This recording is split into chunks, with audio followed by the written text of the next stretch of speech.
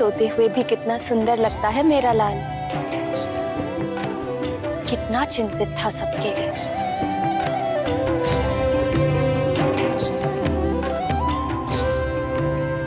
प्रातः काल हो गया। अब तो सूचना आ जानी चाहिए प्रजा और सैनिकों की। ईश्वर करे सब शुभ हो।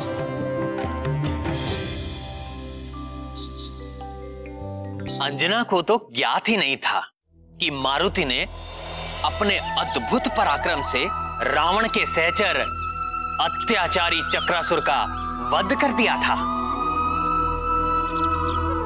जिस संतान का जन्म बड़े कार्यों के लिए होता है, वो संतान अपना लक्ष्य प्राप्त कर ही लेती है।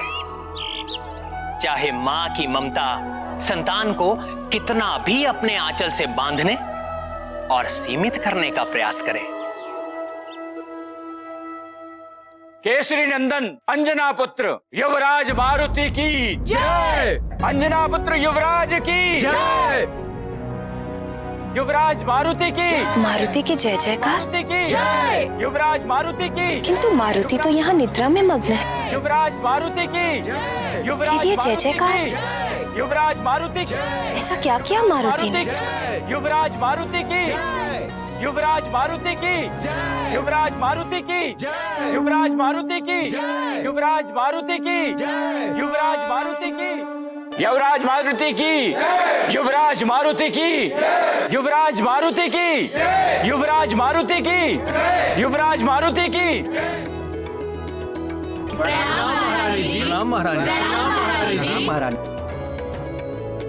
मारुति की जय जयकार। ऐसा क्या किया मारुति ने कि युवराज मारुति की जय जयकार हो रही है? महारानी जी, युवराज मारुति ने कार्य ही ऐसा किया है। सुमेरु नरेश महाराज केसरी पधार रहे हैं। महाराज भी आ गए।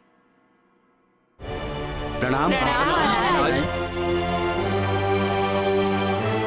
महारानी, आपको ज्ञात नहीं? मुझे तो प्रजा से ही ज्ञात हो गया कि हमारे पुत्र मारुति ने चक्रासुर जैसे भयंकर असुर का अंत कर दिया, प्रजा की रक्षा की और राज्य की रक्षा की।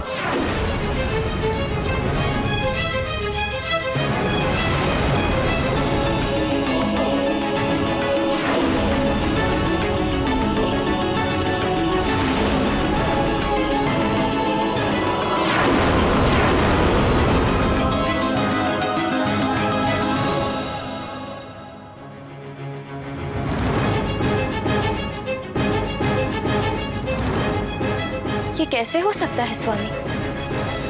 मारुति तो भीतर कक्ष में सो रहा है।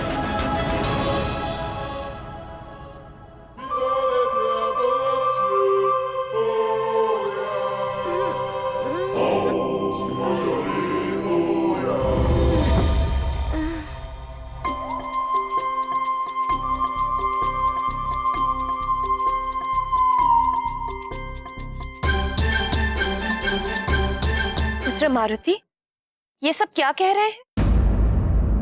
चक्रासुर का वध तुमने किया है? प्रणाम पिताश्री।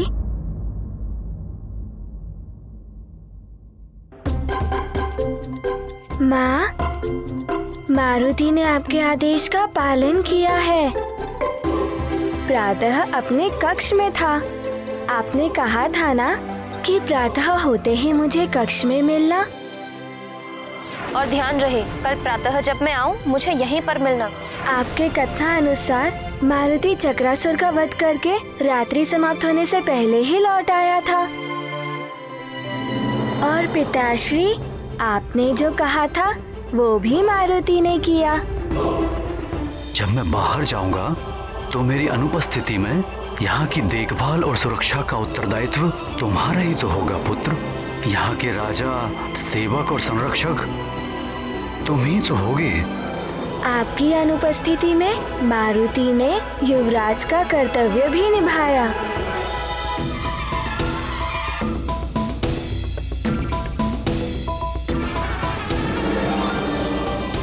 युवराज युवराज मारुति की जय, युवराज मारुति की जय, युवराज मारुति की जय, युवराज मारुति की जय, युवराज मारुति की जय।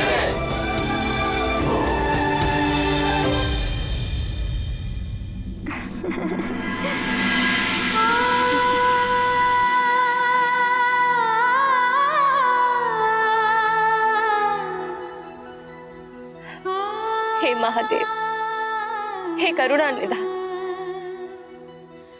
ये सब आपकी ही कृपा है प्रभु।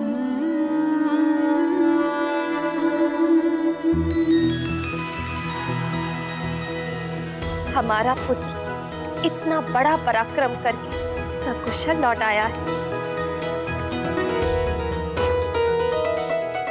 और हमारी प्रजा भी सुरक्षित।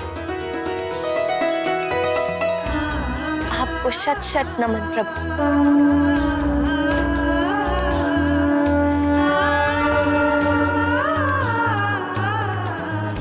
भगवान भोलेनाथ की कृपा सदैव हम पर रही है और रहेगी।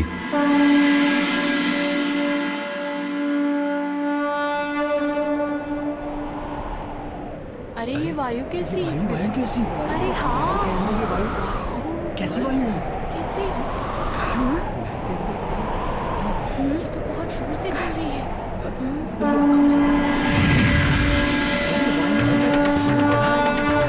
वायुदेव, प्रणाम वायुदेव। प्रणाम वायुदेव।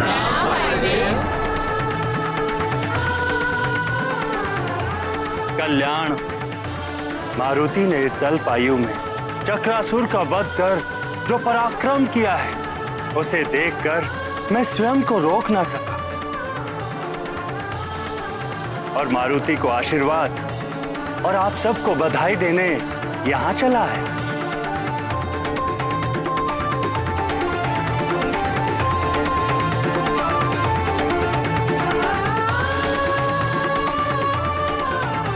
चरण स्पर्श वायुदेव। तेजस्वी भव पुत्र।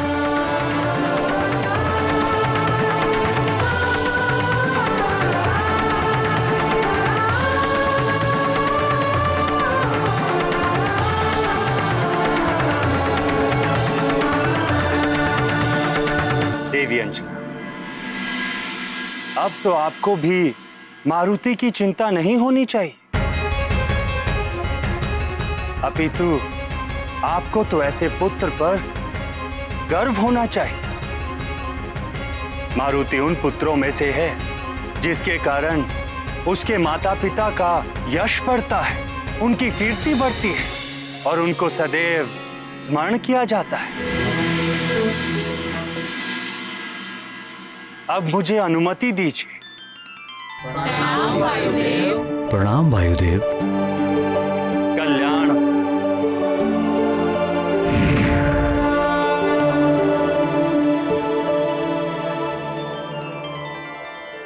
मुखिया जी, अब आपकी पुत्री के विवाह में कोई विघ्न तो नहीं आएगा ना? महारानी जी, धन्य है युवराज और हम सब भी धन्य हुए। अब आप सबसे एक प्रार्थना है, मेरी पुत्री के विवाह के शुभ अवसर पर पधारकर आशीर्वाद दें और हमें अनुग्रहित करें।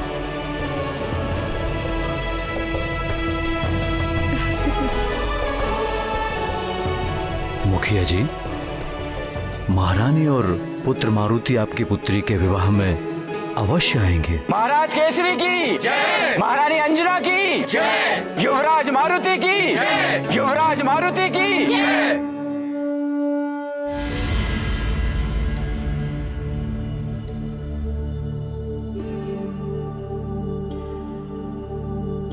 संपूर्ण संसार असुरों, राक्षसों और दैत्यों के उपद्रवों से घिरता जा रहा है। इनके अत्याचार दिन प्रतिदिन बढ़ते ही जा रहे हैं। वे संत जनों, हरि भक्तों, साधुओं और ऋषि मुनियों को तो सता ही रहे हैं, साधारण लोगों को भी नहीं छोड़ रहे हैं। इन असुरों को समूल नष्ट करने के लिए हम देवों को कोई ना कोई मार्ग तो निकालना ही पड़ेगा। आपकी योजना का पूर्ण समर्थन करता हूं मैं और महायुद्ध के लिए हमारे सहायक देवों के साथ प्रस्तुत हूं मैं। नारायण नारायण। अब आप सब देवों को कुछ करने की और कहीं प्रस्तुत होने की आवश्यकता नहीं है। प्रणाम देवर्षि, पधारें। आपसे विनती है, पहेलियां न बुझाकर जो भी कहना है स्पष्ट कहिए। देवराज, आप सब देव दानवों, असुरों, राक्षसों और दैत्यों के आतंक से चिंतित हैं। पर आप सब देवों को पृथ्वी पर सुमेरु की ओर भी तनिक अपनी दृष्टि डालनी चाहिए। देवर्षि, हमें यह प्रतीत हो रहा है कि आप अवश्य ही कोई विशेष समाचार लेकर उपस्थित हुए हैं। नारायण नारायण, आपने सत्य कहा देवराज, समाचार तो है। वानर राज केसरी का पुत्र बालक मारुति भयानक असुरों का संहार कर रहा है और आपकी चिंता बाल्यकाल से ही मिटा रहा है। ये क्या कह रहे हैं देवर्षि? हाँ इंद्रदेव, उस अबोध बालक मारुति ने पहले तो अत्यंत भयंकर वृक्षासुर को मारा और अब उसने महामायावी क्रूर चक्रासुर का वध कर डाला। उस अल्प आयु बालक के समक्ष अब तक कोई भी असुर टिक नहीं पाया है। सुमेरु में हो रही जय जयकार त्रिभुवन में फैल रही है।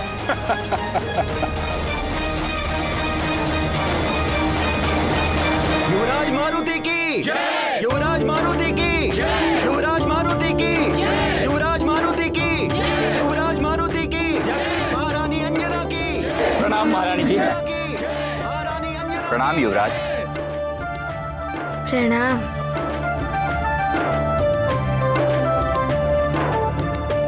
सौभाग्यवती भव।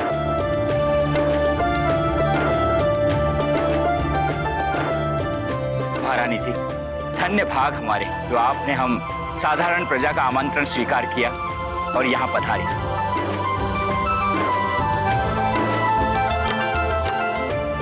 युवराज, आप ही के प्रयासों का परिणाम है कि आज ये विवाह निर्विघ्न संपन्न हो रहा है। अरे वाह, कितने रंग बिरंगे परिधान हैं, कितनी मनोरम सजावट है। विवाह का उत्सव तो बड़ा ही भव्य होता है।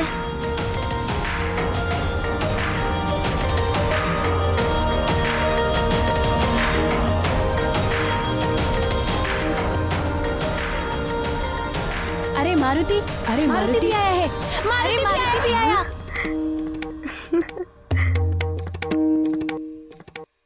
अरे मित्र नल, नील, दधिमुख, तुम सब भी यहाँ? हाँ मारुति, क्योंकि तुम हमारे मित्र हो ना, इसीलिए हमें भी आमंत्रण भेजा गया था। हाँ हाँ, हम भी आए हैं। अब तो बड़ा ही आनंद आने वाला है मारुति को।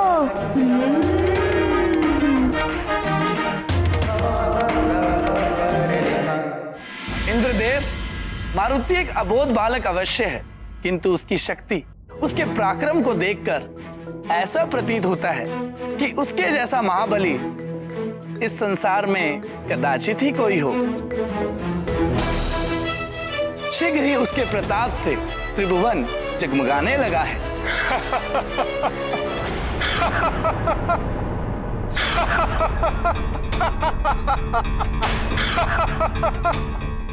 क्या हुआ जगत प्रकाशक सूर्यदेव? क्या आपको ऐसा लगता है कि मैं आपसे परिहास कर रहा हूं? मैं सत्य कह रहा हूं। वो मारुति त्रिलोक से अधम और अनाचार का अंधेरा मिटा देगा। देवर्षि नारद, अवश्य ही वो दोनों असुर दुर्बल होंगे, तभी तो वो दोनों एक अबोध बालक के हाथों मारे गए। पर देवर्षि, आप अत्यधिक प्रशंसा कर रहे हैं उस बालक की। उस वानर बालक को हम देवों से भी शक्तिशाली बताकर हास्य का पात्र बन रहे हैं आप। वो वानर बालक तो देवताओं का अंश है और अंश मूल से अधिक कभी नहीं हो सकता। हम सब देवता सर्वोपरि हैं और उनमें से मैं सूर्य, जगत प्रकाशक, सर्वश्रेष्ठ हूं। हम देवों की शक्ति के सामने तो वो वानर बालक तुच्छ है, और विशेषकर मेरी शक्ति के सामने तो वो नगण्य है।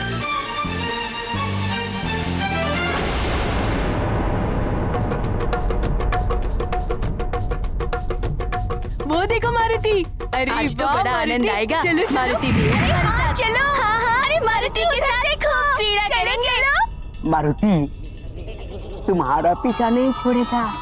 ये अति बल मुझ में है, बल बल बल बल बल।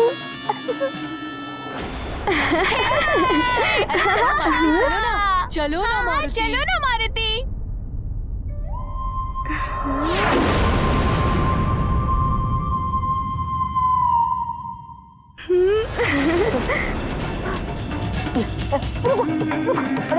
कहीं मुझे भी न बजाने लगना।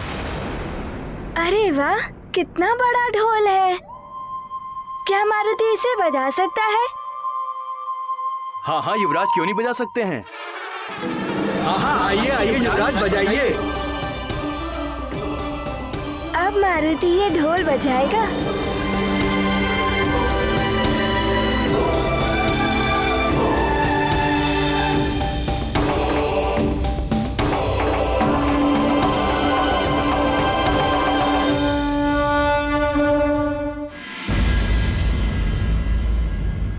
सूर्यदेव, अहंकार झलक रहा है आपकी वाणी में।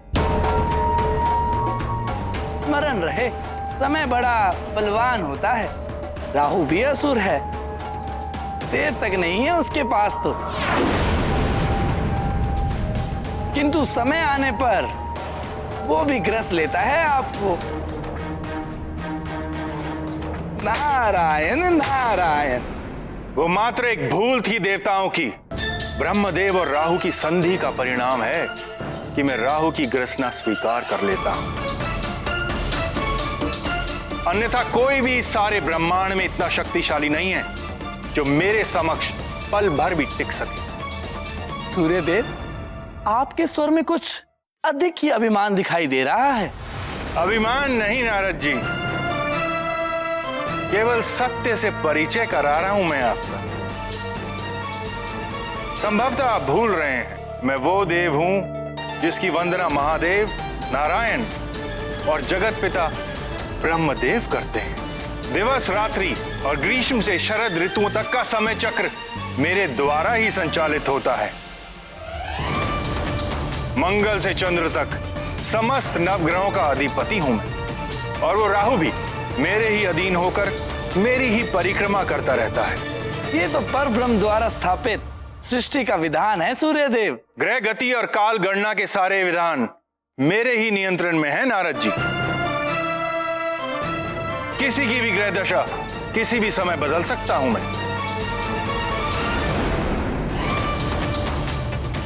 वरुण देव, अग्निदेव, कालदेव जैसे महाबली सहायकों के होते हुए कोई भी मेरी बराबरी नहीं कर सकता। और मेरे लोक में पांव धरने का तो सोच भी नहीं सकता देवर्षि।